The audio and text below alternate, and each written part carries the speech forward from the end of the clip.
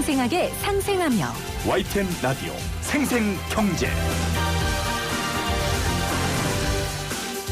안녕하세요. YTN 라디오 생생경제 김혜민입니다. 학교폭력 가해자로 지목된 이재영, 이다영 선수는 무기한 출전 정지, 국가대표 자격과 지도자 자격 정지를 당했습니다. 남자 프로배구 송명근, 신명섭 선수도 학교폭력이 폭로돼 출전 정지 처분이 내려졌는데요.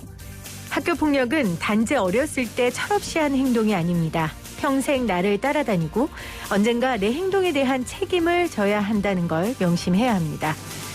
그리고 이제는 운동선수가 실력만 좋아서도 안 됩니다.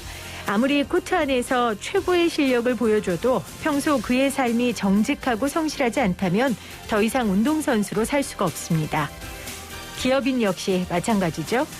제 아무리 대단하고 엄청난 이익과 성과를 가져온다 해도 경영인의 삶이 바르지 않다면 언젠가 밝혀질 것이고 소비자들은 그 기업과 손절할 겁니다. 이제는 실력만으로 성공할 수 없습니다. 2021년 2월 16일 YTN 라디오 생생경제 지금 시작합니다.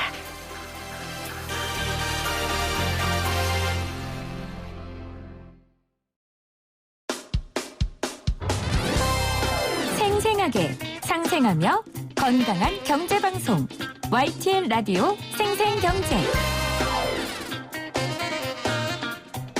오늘 가장 뜨거운 경제 뉴스를 제일 생생하게 전해드리는 시간입니다. 보편이냐 선별이냐 그것이 문제로다. 4차 재난지원금이 선별 지급으로 가닥이 잡혔습니다. 누가 얼마를 받게 될까요? 1차 지원금 때부터 매 차수마다 이 재난지원금 총정리와 함께 좋은 의견을 주시는 분이죠. 나라살림연구소 이상민 연구위원 전화로 연결돼 있습니다. 위원님 안녕하세요. 예, 안녕하세요. 4차까지 왔습니다. 우리 1차 때 막 서로 막 화를 내며 네, 맞습니다. 주려면 주고 말려면 말아라 막 이러면서 우리 인터뷰했었는데 자 이제 4차까지 왔어요. 예. 4차 재난지원금 지원 방식 선별 지급으로 선회한 것 같은데 뭐 예. 어떻게 보세요 이 결론? 뭐 모르죠. 아직까지 모른다. 그러니까 모른다라는 얘기는 뭐냐면은요. 그러니까 선별 지원이 맞다, 보편 지원이 맞다 이걸로 정해질 수 있는 문제는 아니고요. 네. 그러니까 보편도 장단점이 있고 선별도 장단점이 그렇죠. 있으니까 그러니까 선별을 한다라면은 어떤 식으로 선별을 할 것인지에 따라서 잘한 건지 잘못된 것인지는 나중에 알 수 있을 것 같습니다. 알겠습니다. 이제부터 시작입니다. 이제부터 시작이다. 자 그러면은 선별 왜냐하면 선별로 결정하면 사실 해야 될 일이 더 많아지잖아요. 예. 뭐 피해 계층도 산정해야죠. 추경 편성 규모도 논의해야죠. 뭐 쉬운 일이 아닌데 관련된 분석 우리가 좀 해보도록 하고요. 아무래도 이유 선별로 가닥을 잡은 이유는 재정 건전성 때문입니까? 예, 뭐 그렇게 생각하면은 맞는 건데요. 근데 더 정확히 말하면 재정 건전성에 대해서 잘 모르는 거죠. 그러니까 어느 정도 대규모 지원했을 때 재정 여력이 얼마나 남아 있는지 정확히 모르고 거기에 대한 자신감이 부족해서 것이 가장 근본적인 문제인 것 같습니다. 사실 위원님 계속해서 1차 때부터 얘기하셨던 게 본인은 일단 선별 지원이 좋다라고 말씀하셨고 예. 두 번째는 재정 건전성에 대해서 너무 걱정하지 마라. 이 우려 때문에 정말 해야 될 일 못한다. 이 두 가지 사실 일관적으로 계속 주장해 오셨었잖아요. 맞습니다. 그 맥락에서 하신 말씀이신 것 같습니다. 자, 보편 지급에서 선별 지급으로 가닥을 잡았고 해야 할 일이 많습니다. 4차 지원금 누구에게 얼마나 줄지 살펴보기 전에 먼저 2차, 3차 지원금 규모를 좀 짚어주세요. 예, 2차가 작년 9월 정도였는데요. 근데 저는 일단 그 지원금이라는 용어는 적절하지 않다고 생각해요. 네. 그래서 공식 용어도 그렇고 피해자 지원 대책이라고 말하는 것이 뭐 논리적인 연관성이나 공식 용어도에 따라서 더 맞다고 생각하고요. 그래서 일단 그 피해 지원 대책이 2차 때는 작년 9월에 있었죠. 한 7.8조 원이었고요. 네. 그리고 3차 같은 경우는 9.3조 원이라고 알려져 있는데 그런데 그거는 사실 이 피해 지원 대책 말고 뭐 다른 추경이 포함해서 9.3조 원인 거고 네. 실제 소상공인 피해 계층 직접 지원은 한 6.1조 원 정도 수준이었습니다. 수혜자는 한 580명 정도 3차 재난지원금은 알려져 있는 건데 예. 그러면 이번에는 좀 어떻게 될까요? 일단 규모 면에서 이낙연 대표는 넓게는 제도의 사각지대를 최소화하고 두껍게는 현장의 고통에 근접하게 지원하자라는 생각을 갖고 있다라고 하면서 더 두텁고 더 넓게 지원하겠다 했거든요. 예. 규모는 어떻게 될까요? 그러니까 이게 사실 두텁고 넓게는 이게 모순되는 말이에요. 그렇죠. 두터우려면은 이게 넓게는 안 되고 그렇죠. 넓으려면은 이게 좀 얇아질 수밖에 없는 건데, 근데 두텁고 넓게라는 모순되는 말을 이룰 수 있는 것은 단 하나밖에 없어요. 네. 규모를 늘리겠다라는 거죠. 규모를 늘리겠다. 그런데 뭐 3차 때 그 실제로는 6.1조지만 명목상으로는 9.3조라고 알려진 3차보다는 더 넓히겠다라는 거고요. 그러면은 뭐 10조 원보다 훨씬 넘지 않으면은 두텁고 더 넓게는 불가능하다. 그러니까 질이냐 양이냐를 택해야 되는 거잖아요. 물론 질적으로나 양적으로나 다 좋으면 좋겠지만, 현실적으로는 지금 불가능하고, 그러려면 규모를 키워야 되고, 규모를 키우는 거 말고는 방법이 없죠. 네. 두텁고 넓게 하기 위해서는. 그렇죠. 그러려면 10조 정도는 돼야 된다라는 말씀이세요. 더 이상 돼야 됩니다. 부족하죠. 네. 한 10조 정도, 정부에서 10조 정도. 왜냐면 뭐 부총리가, 홍남기 부총리가 재정이 화수분이냐 이러면서 사실 계속해서 보수적인 입장을 관찰하고 있으니까요. 10조 이상으로 될까 싶어서요. 그래도 최소한 10조는 되지 않을까. 희망적인 예측을 합니다. 네, 최소 10조는 돼야지 두텁게 넓게 흉내라도 낼 수 있다. 맞습니다. 이렇게 정리를 하겠습니다. 자, 그럼 지원 대상은 3차 지원금 때와 4차 지원금 어떻게 달라질까요? 그 3차 피해 지원 대책은 매출액 감소라는 키워드가 되게 중요한 키워드였었죠. 그런데 이번 같은 피해 지원 대책 같은 경우는 매출액 감소라는 피해 그 키워드가 아니라 얼마나 정부 시책을 잘 따랐느냐. 그러니까 정부 시책이라는 것은 뭐 9시까지 영업, 집합금지 준수인 거잖아요. 네네. 그러니까 이런 시책을 잘 따랐다라면은 매출액 감소와 상관없이 지원을 해주겠다. 그래요? 의미가 있습니다. 근데 집합금지 영업 제한 영업 제한 이걸 어떻게 잘 따랐는지 그걸 다 확인해보고 지원해주겠다고요? 확인을 한다라는 것은 걸리지 않는 업소라면은. 그러면 웬만하면 다 해주겠다라는 얘기네요. 이 매출액 감소 여부 따지지 않고. 맞습니다. 그러니까 9시까지 영업 금지 대상인 업종은 사실상 다 지원을 하는 것이 저는 논리적으로도 맞다고 생각합니다. 그러면 최근에 이제 그런 이야기들이 있었잖아요. 이 시간 제한 두는 거, 또 그 영업 못하게 하는 거, 이게 헌법에 어긋나는 거기 때문에 이건 지원이 아니라 보상이 필요하다. 사실 이런 논란이 최근에 있었잖아요. 그렇죠. 거기에 대한 하나의 응답이라고도 볼 수 있습니까? 결국은 집합금지 영업 제한 업종 다 주겠다라는 얘기는. 그러니까 이거 좀 그 개념을 좀 정확히 해야 될 것 같은데요. 그러니까 영업정지 보상도 아니고요. 재난지원금 두 가지 아니고요. 둘 다 아니라고 저는 생각해요.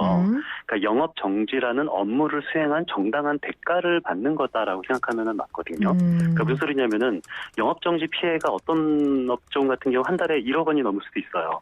어떤 업종 같은 경우 영업정지 피해가 한 달에 10만 원일 수도 있죠. 그렇다고 해서 뭐 한 달에 1억 원을 보상을 해줄 수 있는 것은 아니고요.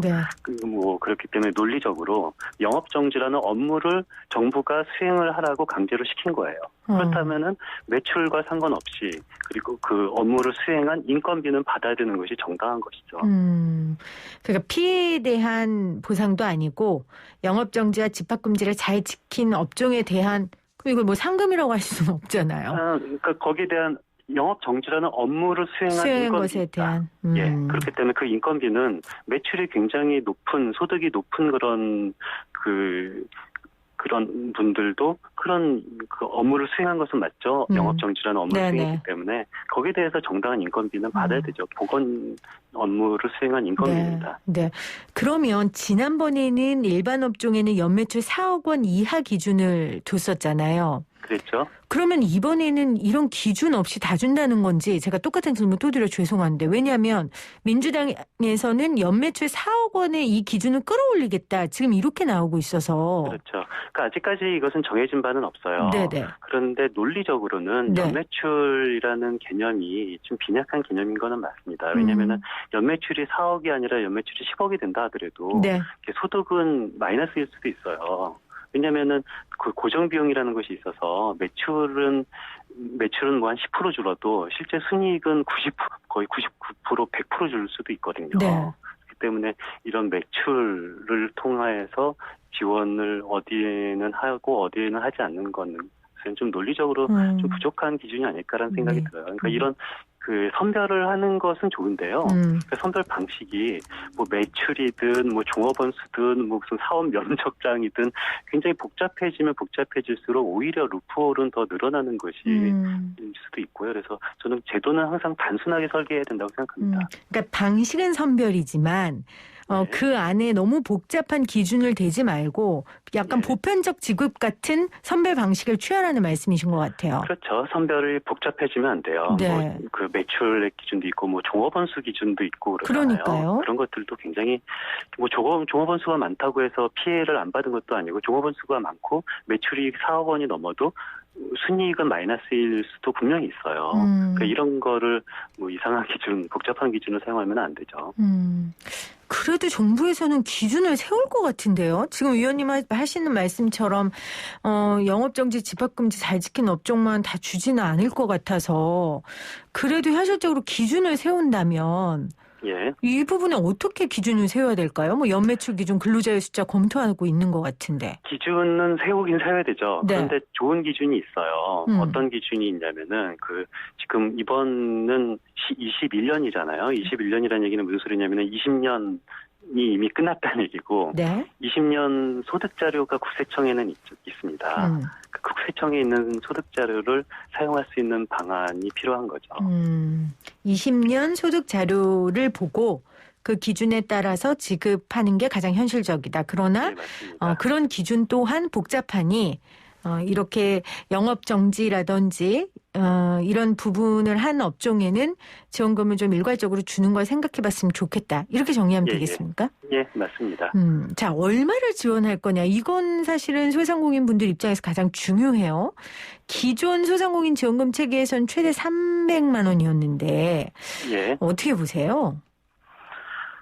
뭐 300만 원이 뭐 좋다, 뭐 400만 원이 좋다 이걸 뭐 말을 할 수 있는 건 아니고요. 그러니까 양과 질은 반비례잖아요. 네. 그러니까 이 300만 원이 좋은지를 알기 위해서는 전체 투입 재정 규모가 나오고 그리고 지원 대상 윤곽이 나오면은 그때 뭐 300만 원이 좋은지 더 높일지는 그때 논하는 게 순서가 맞을 것 같습니다. 알겠습니다. 자, 그러면 나라살림연구소에서는 이런 부분에 대한 연구를 계속해서 해오셨는데 예. 사실 지금 제시되는 선별이냐 보편이냐 벌써 4번째 논란이에요. 이런 논란을 좀 맞습니다. 잠재울 수 있는 방안을 연구하셨다고 하더라고요. 그래서 저희가 맞습니다. 좀 최초로 공개해달라고 쫄랐어요. 어떤 좀 묘안이 있습니까? 예, 묘한이 있고요. 네. 그러니까 보편도 장단점이 있고 선별도 장단점이 있어요. 그런데 지금 좋은 거는 20년 그 국세청 소득 자료는 이미 지금 나와 있는 거거든요. 네. 근데 문제는 이 자료를 활용해야 되는데 그게 쉽지 않아요. 왜냐면은 국세청은 알고 있는데 이 국세청이 가진 국세 자료는 다른 부처에 제공을 할 수가 없습니다. 불법이에요. 네. 그렇다면은 이렇게 좋은 자료가 국세청에 있는데 이 자료를 활용해서 이 피해 보상금을 주지 못하고 뭐 굉장히 기묘한 개념, 뭐 종업원 수라든지 매출 소득과 별로 연관성이 없는 매출액이라는 기묘한 개념을 사용하지 말고 그냥 국세청이 파악하고 있는 소득 자료를 사용할 수 있는 방안이 있는데요. 그러니까 이것은 뭐냐면은 그 집행을 다른 부처가 하는 것이 아니라 국세청이 하는 거죠. 국세청이. 국세환급금이라는 형식으로 네. 이것이 뭐 보건복지부나 기획재정부가 집행하는 것이 아니라 국세청이 국세환급금이라는 형식으로 집행을 하는 겁니다. 그러니까 어떤 자료를 볼 수가 있냐면은 근로소득 원천 징수 자료는 이미 20년이 마감이 됐거든요. 네. 그러니까 20년 소득 자료를 보고 근로소득 원천 징수 자료를 사용해서 근로소득이 어느 정도 존재하는 사람은 빼는 거죠. 그리고 기타 소득 원천 징수 자료를 사용해서 기타 소득이 어느 정도 존재하는 사람도 빼는 거고요. 네. 그리고 20년 종합소득은 원천 징수가 없지만 그래도 부가가치세 확정 신고 자료가 있어요. 네. 국세청한테는. 그 부가가치세는 이 매출액보다는 더 좋은 게 매출액에서 원재료 가격을 뺀 것이 부가치잖아요. 네. 그렇기 때문에 매출 자료는 4억 원이라 하더라도 부가치는 이게 1억 원도 안 되는 경우가 많이 있어요. 그렇기 때문에 이 부가가치세 이 부가가치세 확정 신고 자료를 국세청이 활용을 해서 이 지급을 하는 건데요. 근데 문제는 선별이 줄 사람을 선별하는 것이 아니라 이런 사람들을 빼고 나머지를 다 주자는 겁니다. 그러니까 월급 받는 사람 아니면 토지나 건물에서 소득 받는 사람 이런 사람들 빼자는 거잖아요. 그렇죠. 그런 사람들만 그러니까 우리는 선별적으로 지원할 사람을 선별을 하자라는 것이 이 선별 지원의 아이디어인 거잖아요. 근데 지원할 사람만 선별을 하자라면은 이거는 굉장히 루프홀이 생길 수밖에 없어요. 네. 그런데 이 배제 소외되는 사람들을 원천적으로 막기 위해서는 지원되는 사람을 선별하지 말고 뺄 사람만 선별하자라는 거예요. 20년 국세 자료를 사용해서 이 근로소득이 있는 어느 정도 되는 사람들만 빼고 네. 나머지를 다 주자라는 것이 가장 쉽고 간편한 이 지원 방식이 되는 거죠.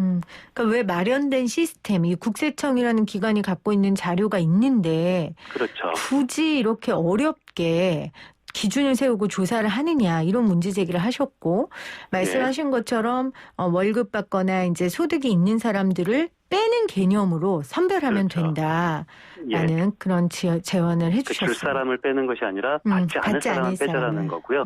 실제로 그러니까 재난지원금이 지금 2차, 3차 계속 있다고 하는데 그러니까 저 같은 경우는 기타 소득도 있고 이 사업 소득도 있어요. 그러니까 사업 소득 같은 경우는 태양광 사업자 조그맣게 하고 있는데 문제는 저는 태양광 사업자로서 코로나 영향은 전혀 받고 있지 않거든요. 코로나 때문에 태양광 전력 생산이 줄어들지는 않으니까. 네. 그런데 저는 항상 태양광 사업자로서 지원은 계속 받고 있어요. 네. 그런데 저는 기타 소득자로서 강의하고 글을 쓰는데 이 그건 강의 줄죠. 소득 같은 경우는 이거는 줄었다 늘었다 해요. 네. 그러니까 거리두기를 좀 세게 하면은 강의는 좀 줄고 그렇죠. 거리두기를 좀 완화하면은 다시 강의는 살아나고 그러거든요. 그런데 저는 기타 강의를 하는 기타 소득자로서는 여태까지 이론도 받은 적이 없고요. 태양광 사업을 하는 사업 소득자로서는 계속 한 번도 빠짐없이 받고 있어요. 네. 굉장히 불합리한 거잖아요.